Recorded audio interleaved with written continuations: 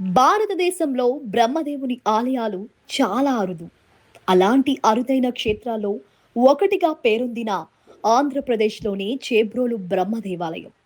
ఈ దేవాలయం చరిత్ర, ఆధ్యాత్మిక విశిష్టతతో భక్తులను ఆకర్షిస్తోంది. ఈ ఆలయ ప్రత్యేకతలపై ఎపి టుడే ప్రత్యేక కథనం.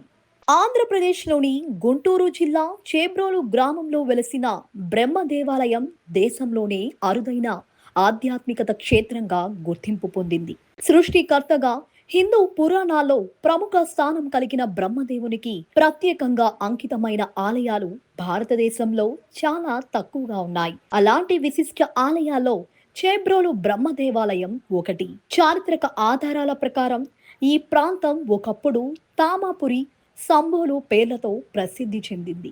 చాళుక్యుల పాలన కాలంలో ఆధ్యాత్మికత, సాంస్కృతిక కేంద్రంగా అభివృద్ధి చెందిన చేబ్రోలులో ఒకప్పుడు 40కి పైగా దేవాలయాలు ఉండేవని స్థానిక చరిత్ర చెబుతోంది.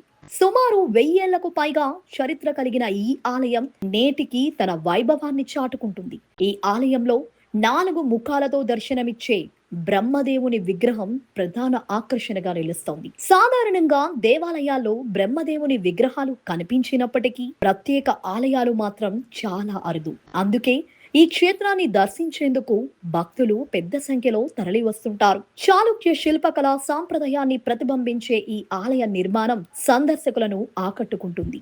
గర్భగుడి, మండపాలు, శిలా స్తంభాలపై చెక్కిన శిల్పాలు ప్రాచీన కళా వైభవాన్ని గుర్తు చేస్తాయి. ఆలయ ప్రాంగణంలోని కోనేరు, దాని మధ్యలో ఉన్న మండపం ప్రత్యేక ఆకర్షణగా నిలుస్తున్నాయి. ఈ ఏడాది బ్రహ్మోత్సవాలు, మహాశివరాత్రి, కార్తీక మాసోత్సవాలు, నవరాత్రి వేడుకలను ఆలయ అధికారులు ఘనంగా నిర్వహిస్తారు. ఈ సందర్భంగా వేలాది మంది భక్తులు స్వామివారిని దర్శించుకొని ప్రత్యేక పూజల్లో పాల్గొంటారు.